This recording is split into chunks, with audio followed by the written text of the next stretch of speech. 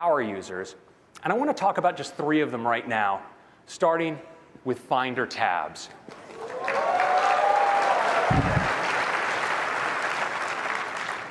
Sounds like you guys know how this is going to work. So you, of course, can work in the Finder with multiple windows. It's a very powerful tool. But now you can draw all those windows together in tabs. And each tab can have its own location, its own view mode. It's really powerful, too. You can actually drag contents and hover across tabs. And of course, now that we have tabs in the Finder, it's also a great app to take full screen. Next, tagging. Yes. That guy.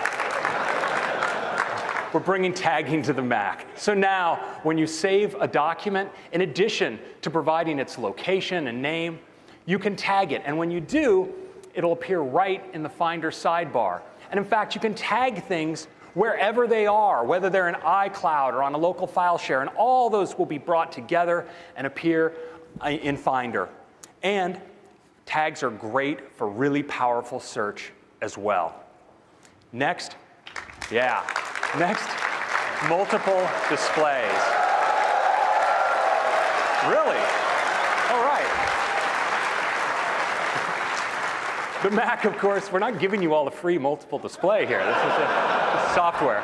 So with multiple displays in the Mac, it's always been a powerful way to spread out your work. But now, in Mavericks, you can get at your menus across multiple displays. You can summon your dock across multiple displays. And when you take a window full screen on one display, it doesn't mess with your desktop on the other display.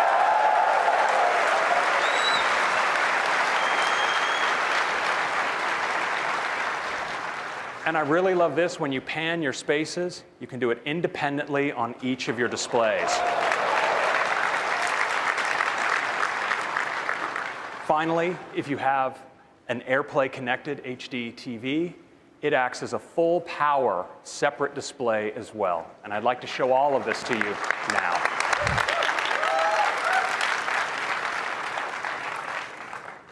All right, let's take our first look here at Mavericks. And we're going to start with the Finder. So here's Finder environment. I got a lot going on, a lot of windows, a lot of different locations. I'm going to go up here to the window menu, and let's merge all my windows. Just like that, they hop into a set of tabs.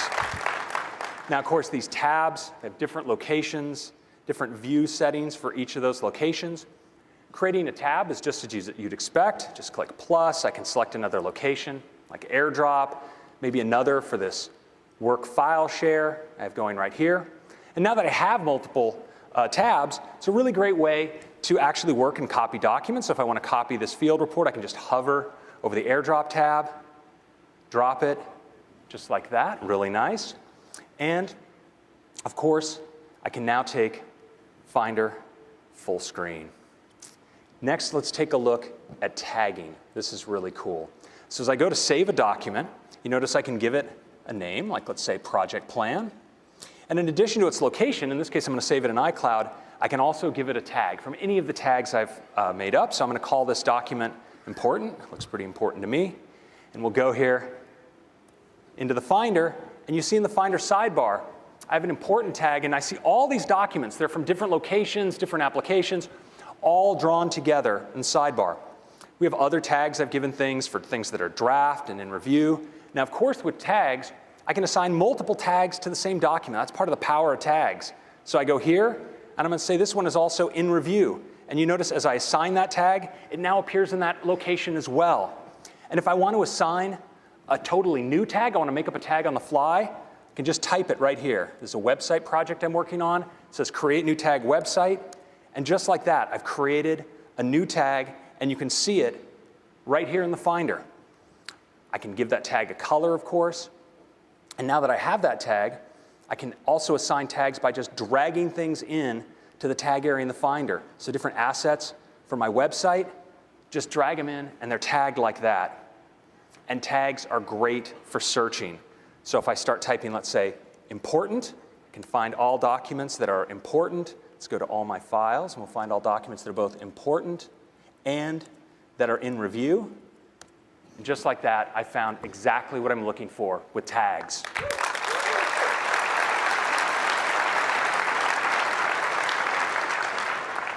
Next, let's take a look at multiple displays. I'm going to open up some of the kind of windows that I'm often working with. We'll open up iPhoto here, maybe a keynote presentation.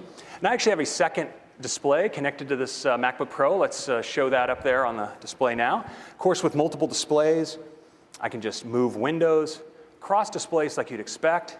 But now, I can get up at my menu bar on the second display. If I go down to the bottom, I can summon the dock just like that. If I want to open an app on the second display, I can just open it on the dock here. And here's iTunes. I can take this app full screen, just like that. And as I swipe spaces, just right back there, just on that display. Let's take Keynote full screen as well. I'm going to go back to my first display here. Let's even take iPhoto full screen. So now I have different full screen apps on my different displays. It's actually a really fantastic way to work. Go in here into Favorite Travels. And I can now drag assets across my full screen apps like that. Super cool. And Mission Control has just been supercharged for multiple displays. So I'm going to go now into Mission Control. And we see my different full screen spaces and desktops across applications. I can drag a window from one display to another. But I can also go and drag a full screen app right across displays, bring Preview open, and now I have that full screen on this display as well.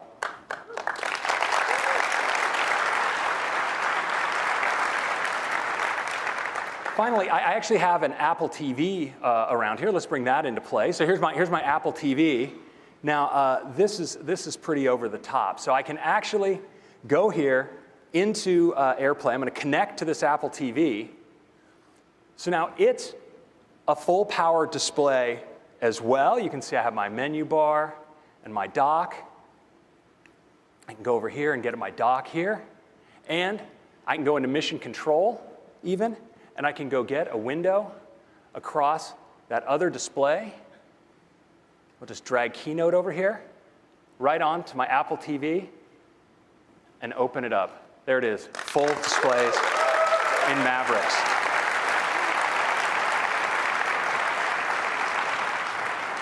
Next, I'd like to talk about some advanced technologies in Mavericks. You know, our power users are increasingly doing their work on the go. They want great responsiveness, but they also want great battery life. And in Mavericks, we've introduced a whole host of technologies to address that challenge. Things like compressed memory that make sure you have memory available very quickly when apps demand it. Technologies like App Nap that actually make sure we're directing power only to those applications where you're really benefiting from it. System-wide core animation accelerated scrolling and OpenGL4 for super responsive graphics. And a topic I want to go into in a bit more detail now, timer coalescing. So you know, when you look at battery life on your computer, the real factor that software has the most influence over is CPU activity and its draw on power. And if you look at what your system is doing at any given time, what you'll see as you look under the hood is not a smooth line, but actually hundreds of interrupts occurring per second where the system is going from a power-efficient sleep state up to a state of high power use and back down. And all of those transitions actually consume a lot of power. Well, in Mavericks, we intelligently align all of that work, reducing those number of transitions. This, in combination with technologies like AppNap and other power optimizations, reduce CPU utilization activity for these kinds of scenarios up to 72%. It's pretty awesome.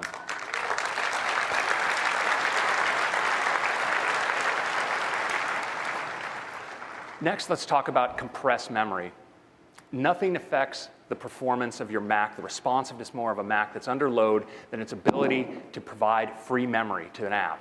Now, typically, when you look at your app runtime, all your memory isn't active. In fact, a subset of your memory is actively being used, and others is memory we have to keep around but isn't being used by the app. Well, now if you open a document, your system is going to need to get free memory, and it does that in the past by writing those inactive bits of memory out to disk, and that's a slow process. Now, with compressed memory, we're able to rapidly compress the inactive memory, making free space available almost instantaneously to the application. This can have great effects on responsiveness of systems under load. You see 1.4x kinds of improvements, even on fast SSD systems for activities like opening new documents or reactivating an application, and up to 1.5x improvement for waking a system from standby. These are just two of many improvements to power and performance in Mavericks. Next, let's talk about Safari. In the last decade of life, Safari has focused not just on providing the easiest to use and most elegant browsing experience, but also the most innovative. These are the kinds of innovations that Safari has brought: private browsing, blocking of third-party cookies for privacy, making the web easier to read with features like Reading List, and the HTML5 audio and video tag, all Safari firsts. And the engine in Safari, WebKit, is used by over 1.5 billion devices. Well, in Mountain Lion, we're making Safari even better. We have a great, clean new homepage with top sites. From there, you can get at a great sidebar where you have access to all of your bookmarks, and you can browse right from your bookmarks. And in that sidebar, we also have Reading List, where now you can continuously scroll through your articles, moving from article to article without ever having to click.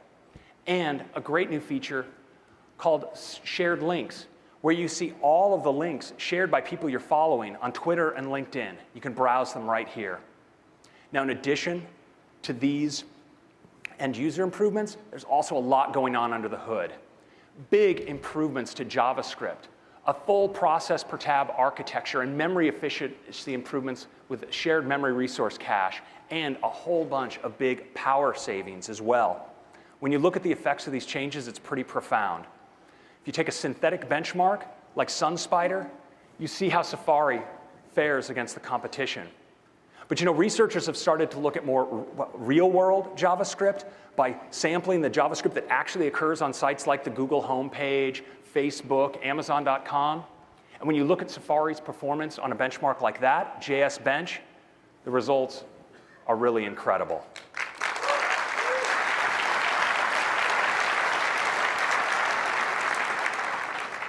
Safari is also awesome when it comes now to memory usage, using way less memory than the other browsers, which means more memory for you to browse with more tabs and do more on your system. And when it comes to energy use, it's not even close. Safari uses way less energy than Chrome, and when you compare to Firefox, it's just kind of sad. So that's Safari. I'd love to give you a demo of some of our advanced technologies in Safari right now.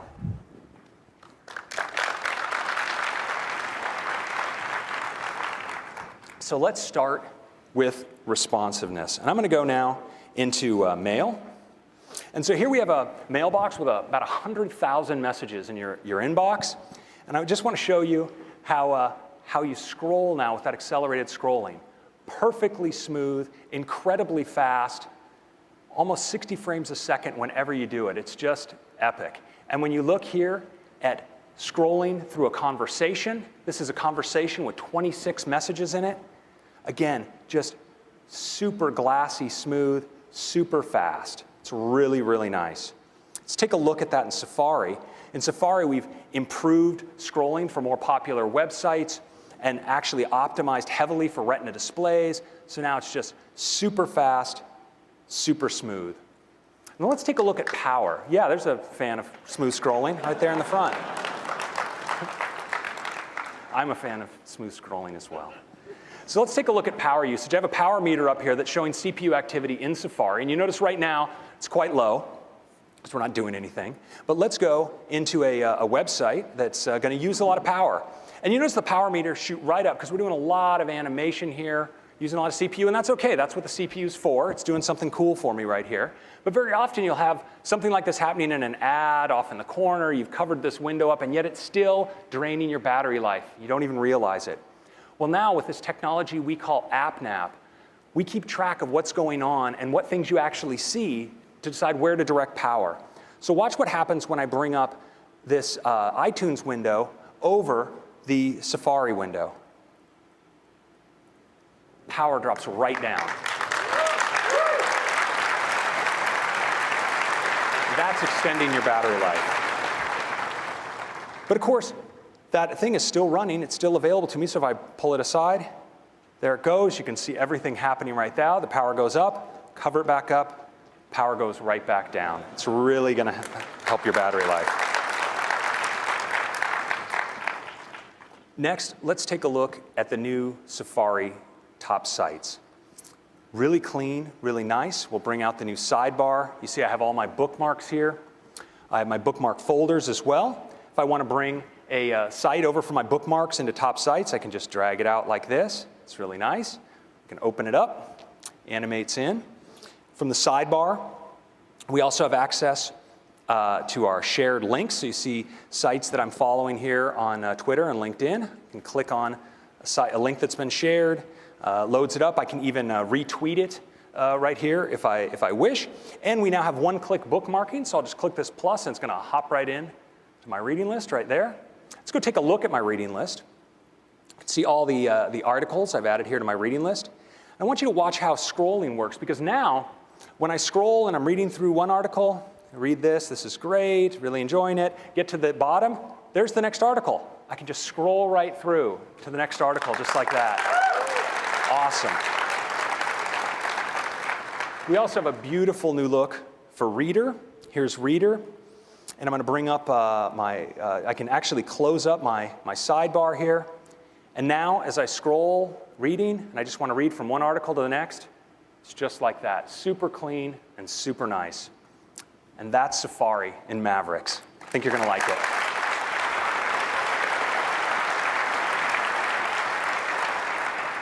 So we have some more improvements that I think are going to really help you with your browsing, and one of them is iCloud Keychain. Yeah. You know, to really be secure these days, you want to have a different, complex password for every site where you have a login. But this inevitably brings up the question, what's my password? And these solutions are not recommended. There is a better way. With iCloud Keychain, we can remember your website logins, your credit card numbers, even your Wi-Fi networks, and they're always encrypted, synced across all of your systems, so they're always available to you. Now, when you go sign up for a website, you can, of course, enter your own password, and we'll remember it, but as well, Safari can auto-suggest a password for you. You don't have to remember that, but it'll enter it in for you, and then sync it across all of your systems and log in for you from then on.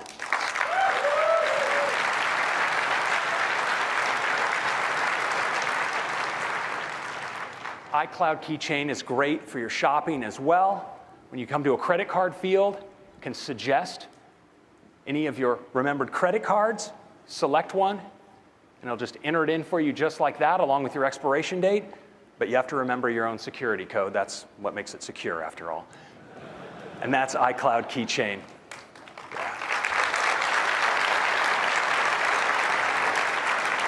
Next, some improvements to notifications. So now with notifications on the Mac, if you're a Californian like me, you'll often get this kind of notification.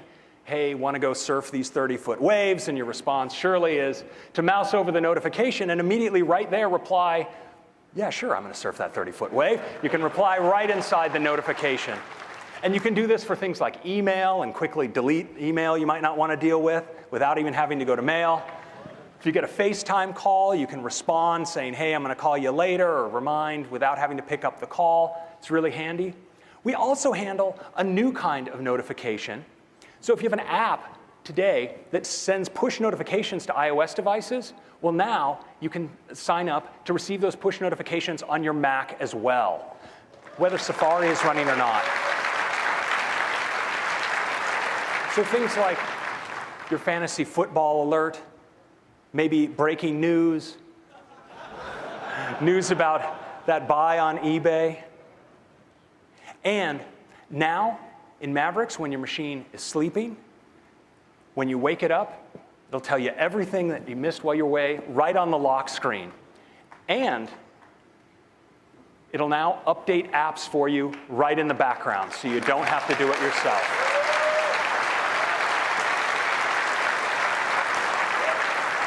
So that's notifications. Next up, calendar. Let's take a look.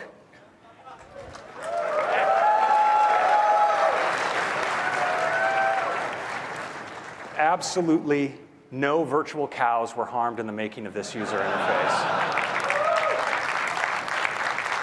We're going to be adding that one to our environmental checklist, trust us. So in addition to that, you have your Facebook events right on your calendar if you wish.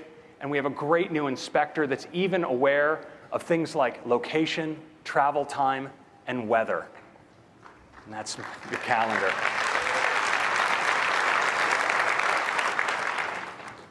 Next, maps.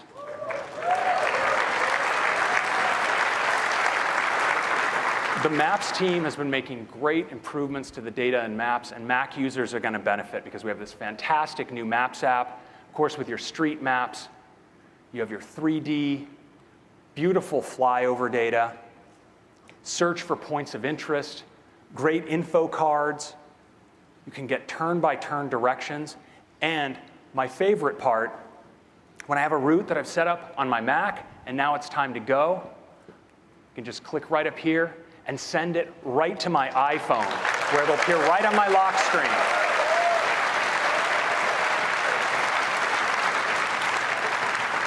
And when I unlock my phone, it takes me straight into navigation. Super cool.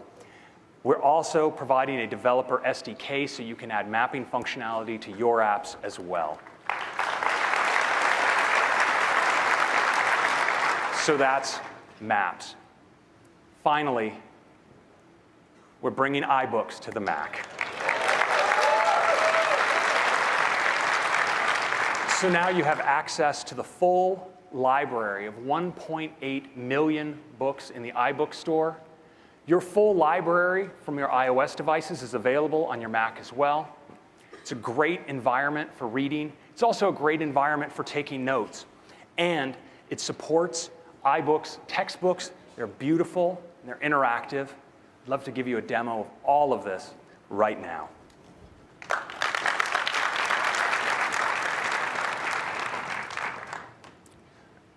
So let's start in Maps. So here we are in Paris. You can just zoom in. Do we have someone from Paris there?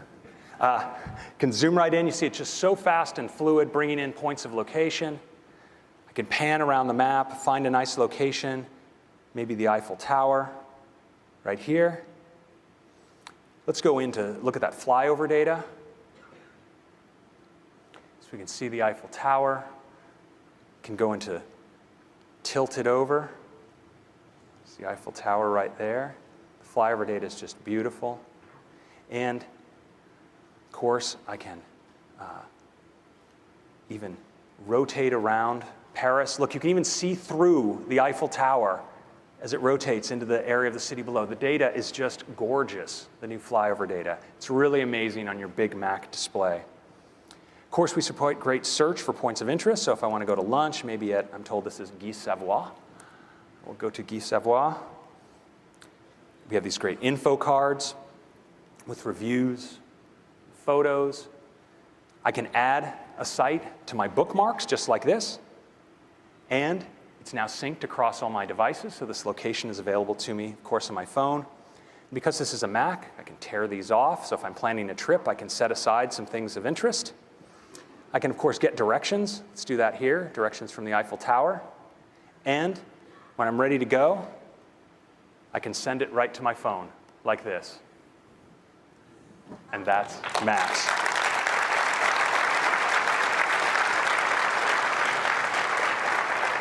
Next, let's take a look at the new calendar. It has continuous scrolling, and what's really amazing is even without the stitching, the window still sticks right there on the screen. It doesn't fall off without the stitching. I don't know how we did it.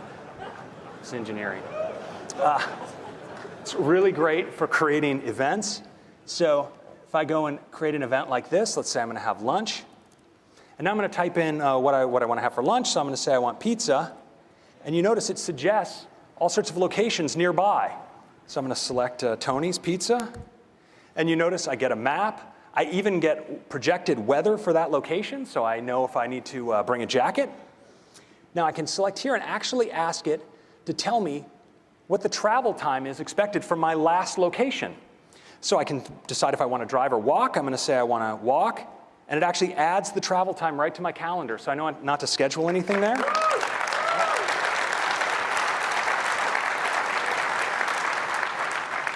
And I don't have to remember because I can ask to be notified when I need to leave, and I'll get a notification both on my Mac and on my phone as well. So that is Maps.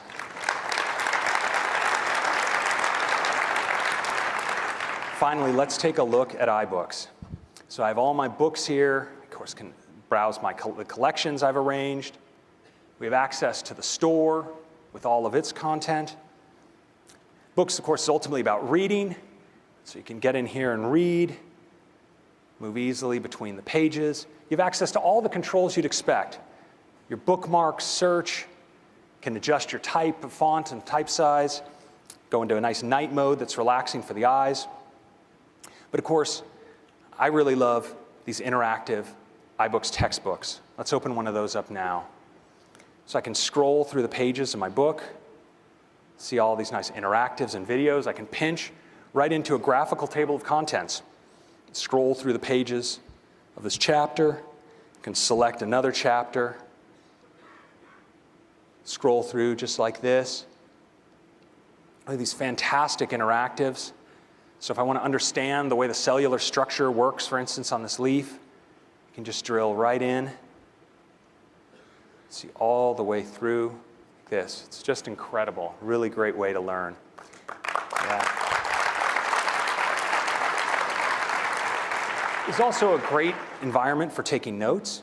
You can just select some text, add a note, ask the teacher about this. Take a note like that. Because it's a Mac, of course, I can just stretch out, get a sidebar where I can see all my notes in the sidebar, which is really convenient, just like this. We also have a great view with a sidebar to show all your notes, and you can use them to navigate your book. When it comes time to study, we have these great study cards. You can just flip through them, use all your notes to study, just like that. And that is iBooks in Mavericks. So Mavericks continues making your digital life follow you easily from device to device. So now your books are available on whatever device you choose to read them on. Remembers what page you're reading. We now remember your passwords, so they're available to you across all your devices, even now your bookmark location and travel routes. Mavericks is a fantastic release. It's full of some great features for power users, deep technology to extend your battery life and improve system responsiveness, and some great features for everyone. For those of you developers, we have a preview available for you today.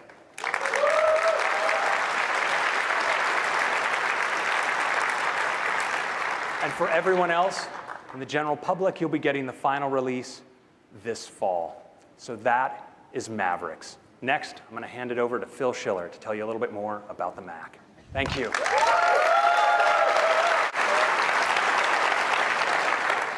Well, on behalf of all of the engineers and designers who worked so hard to make today a reality, I'm absolutely thrilled to have this opportunity to show you iOS 7. Let's take a look. It's unbelievable. It's just gorgeous. From the typography on this lock screen, to the vitality of the background and the animation, to the home screen with these icons. Looks so great. They just look fantastic. And you know, a lot of us have our own wallpaper. You know, we like pictures of our family there. And now that liveliness actually carries through to the home screen, because as you move the device in your hand, it actually tracks your motion and has parallax that you can see behind the icons. It's really incredible. And it carries over across the system, this liveliness. I mean, just take a look at something like weather, where the motion conveys this information and where the edge-to-edge design just takes advantage of every pixel on that Retina display. It's so nice. It's great for apps you use every day, like Messages, your calendar. Your email is gorgeous.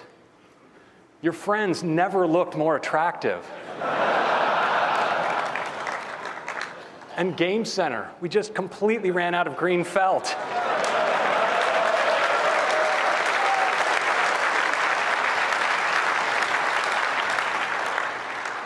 And wood as well. This has got to be good for the environment. The clocks look great. And even apps like Stocks and Compass, I mean, they just have this look of precision, this sense of purpose. The best way to appreciate iOS 7 is to see it live. I'd like to give you a demo right now.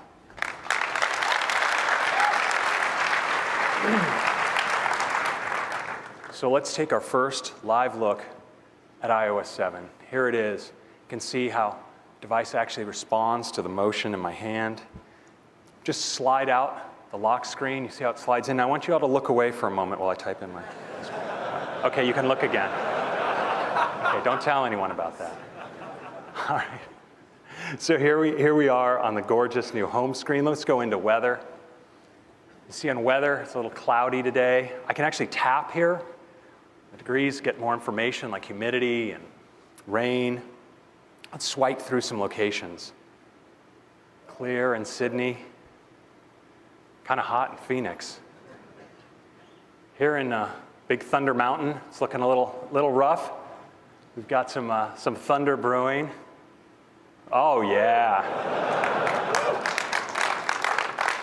Some heavy snow here in the North Pole.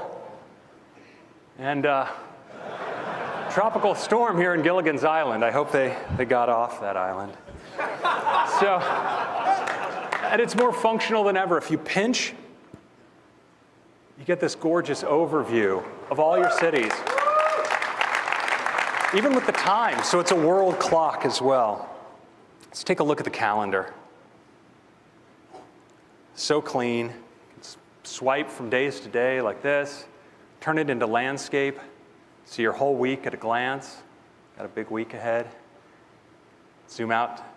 Scroll easily through your months. And even go all the way out to the year. Let's take a look at messages. Notice as we scroll, we have this great sort of playful motion. The bubbles. Let's bring up the keyboard. As you slide contents of the keyboard, you see the layering and transparency. Gives you that sense of context. There's this gesture now from the left edge of the device. It's great for using the device with one hand. If I want to just go back, I can just swipe from the edge of the display, pull back like that, move in and out. So clean and natural. Let's take a look at folders. I'm going to go here into my games folder. I can now have multiple pages. Store hundreds of items in my folders. It's awesome. Take a look at Game Center.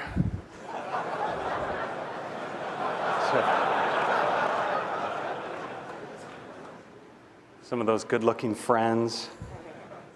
Let's take a look at Mail. I mean, the type is just so clean. When you drill into a message, look at how you get these full-screen, edge-to-edge photos. It's really great. And that gesture for moving in and out works here too, of course. It's just move between messages, just like this. It's so great.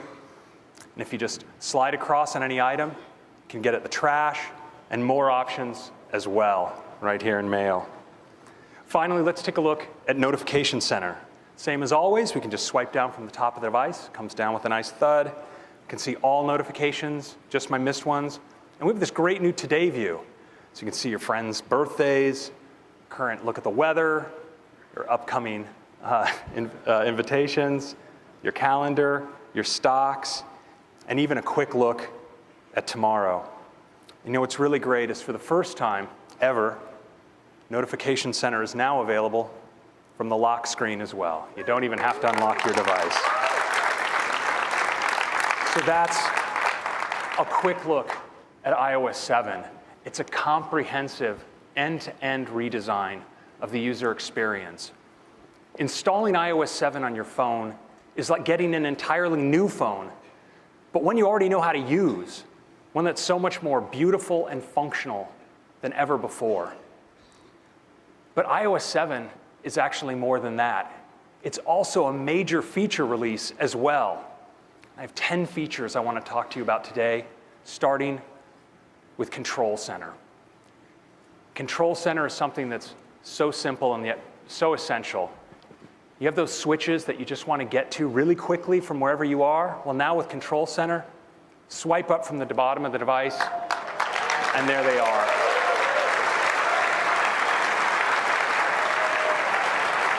Turn on airplane mode, adjust your brightness, play a song, even get a flashlight. And available from anywhere, including your lock screen. So if you wake up in the middle of the night and you need to find something, your flashlight's right there. And that's Control Center. Next, let's talk about multitasking. Now, things like playing music in the background or receiving a voice over IP call while your app was in the background. Well, now in iOS 7, I'm pleased to announce that we're going to have multitasking for all apps with great battery life.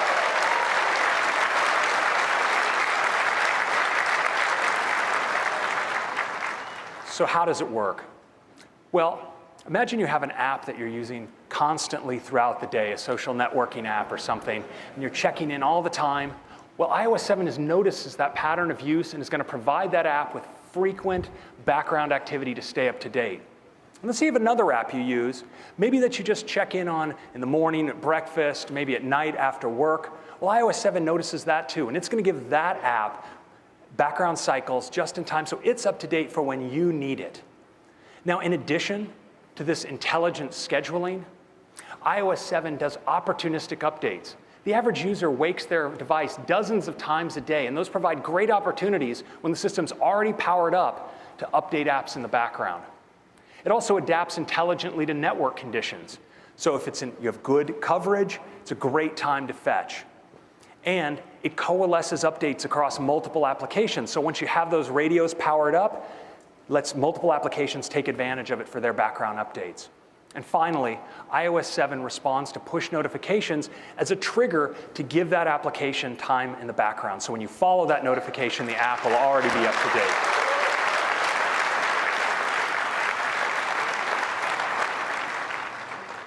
Now, iOS 7 also has a great new user interface for moving between all the things you have going on your phone. Now, you can double-click and move into Notification Center and just swipe between your running applications, tap, and move right in. And that is multitasking in iOS 7.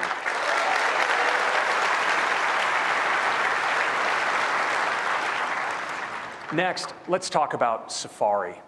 Safari is the most popular mobile browser in the world. And in iOS 7, in addition to all of this, it has parental controls and integration with the same iCloud keychain you saw earlier with Mavericks.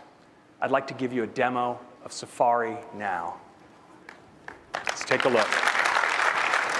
So I'm just going to swipe up from the bottom of my display, and up comes Control Center. So you have these great switches at the top. You can turn on and off Do Not Disturb, for instance, access my brightness. Can even access a flashlight, really useful at night. Play a song. And of course, this is available to me everywhere. So if I'm in Safari, for instance, let's bring it up here.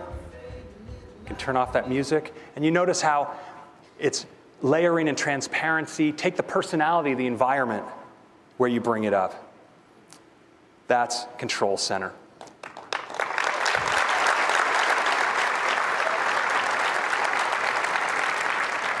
Next up, multitasking. It's just a great way to get across all the things you're doing on your device. So if I just double-click here on my home button, jump into multitasking, I can just swipe across everything I have running. I want to move into one, messages, double tap, back out, move into mail, back out, just like this. It's really, really nice. That's multitasking in iOS 7. Thank you.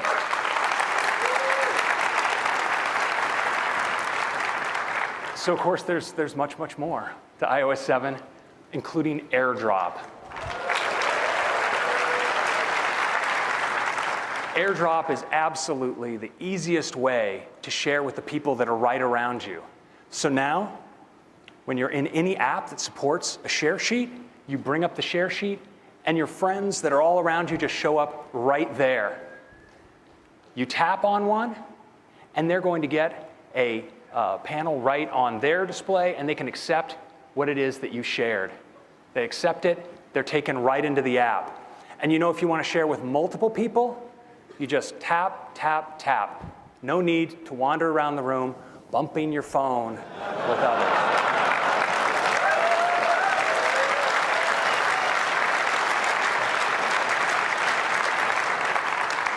Now, this is system-wide for any app that supports the share sheet. And of course, it uses peer-to-peer Wi-Fi for maximum speed, and all your transmissions are securely encrypted. Because it uses the latest Wi-Fi hardware, it's supported on the iPhone 5, the 4th generation iPad, iPad mini, and the 5th generation iPod Touch. And that is AirDrop. Next, let's talk about the camera. So now, your camera in iOS 7 is 4 cameras in one. You can just swipe from your video camera to your photo camera, to your square cropped camera, to your pano camera. And when you're taking stills, you now have access to live photo filters, from some gorgeous black and whites to some classic color filters as well. So with your great new camera, we want to give you a great new way to manage your photos, and it's the new Photos app. You know, for many users, this is what their photo organization looks like. An endless, unorganized stream of their camera roll. We've all been there. But you know, it doesn't have to be this way. There's great information in those photos. iOS knows where you took the photos and when you took them, and that provides inherent structure that we can use to organize those photos. And now, in Photos in iOS 7, we do. We organize them into moments. And I'd like to give you a demo of that right now.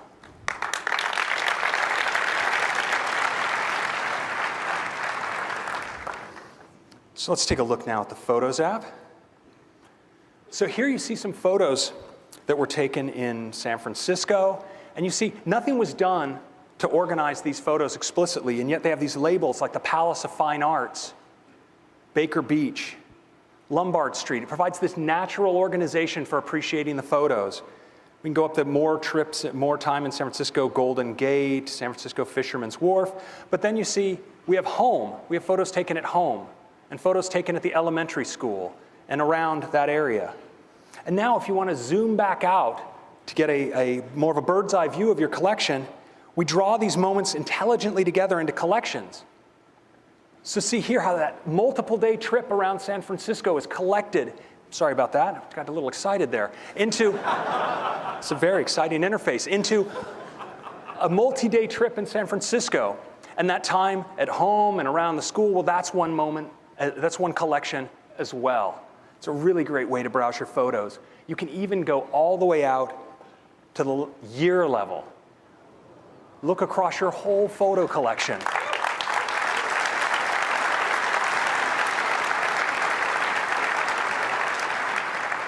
And look at how we pull out the interesting places that you went in that year. Like 2011 was Colorado and Hawaii. 2012 went to South America. You may not remember when you did it, but iOS does. It's right there.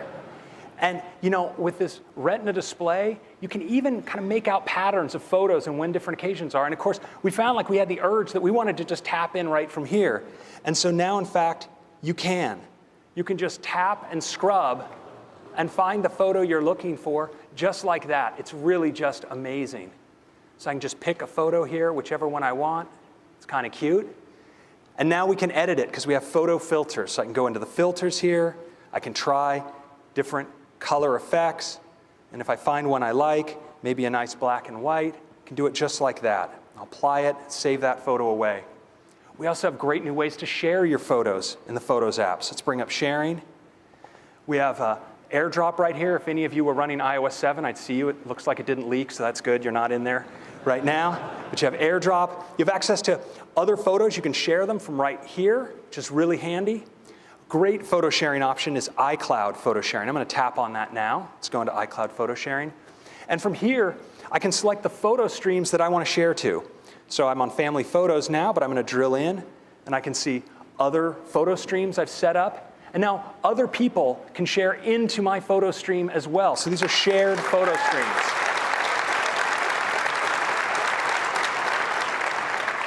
I'll just select a photo stream here and type a little message. We'll post that photo. So we've made it really easy to share, and we've also made it a really great experience to experience the photos you and others have shared with this new Shared tab at the bottom. So I'm going to go in here. You can see my photo with a comment. I can see the comments of other people and the photos that they've shared. And now we even support sharing video via iCloud photo sharing.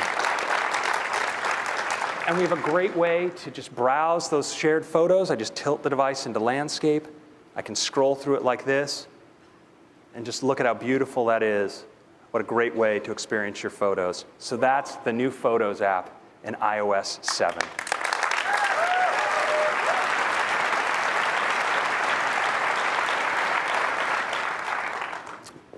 So integration with internet services is a huge part of the experience of iOS, and never more so than in iOS 7. So to take you through some of those features, I'd like to bring up Eddie Q. Eddie? So 10 amazing features in iOS 7 and a comprehensive end-to-end UI redesign. And of course, we're bringing it all to iPad as well. Now, there's more to iOS 7 than we had time to talk to you about in depth here today. Things like FaceTime audio, where you now can do audio-only, high-quality audio calls over Wi-Fi on any iOS device. Notification sync, so if you dismiss a notification on one device, you don't have to deal with it over and over again on your other devices. Great feature for our users in China with integration of the popular microblogging website Tencent Weibo. And for those of you who have people who just won't let go, phone, FaceTime, and message blocking. Also, for our enterprise customers, per app VPN. Now, there's a couple enterprise people in the audience, all right? So, in addition to all this, there's one feature I want to talk about in a little bit more detail, which is activation lock. So hundreds of millions of us use Find My iPhone to find our phone when it's just lost in the couch or maybe left at Starbucks, but also when it's been stolen. And now, with activation lock, if a thief tries to turn off Find My iPhone, or if they even wipe the device entirely, they will not be able to reactivate it because they don't know your iCloud username and password.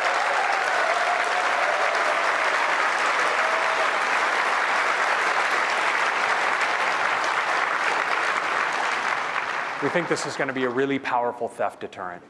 Now, of course, in addition to being a great release for our users, iOS 7 is also a fantastic and major release for our developers as well. The SDK includes over 1,500 new APIs. You can add AirDrop, integrate with third-party game controllers, new APIs for taking advantage of multitasking, iBeacons for Bluetooth LE micro-location, Sprite Kit for super fast, power-efficient game animations, and UI dynamics to bring physics to your UI view animations. So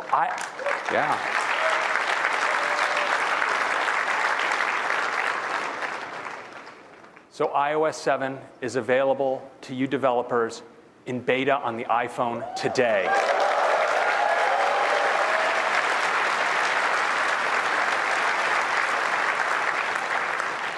We'll have betas for iPad coming up in the coming weeks, and for everyone else, a final release coming this fall.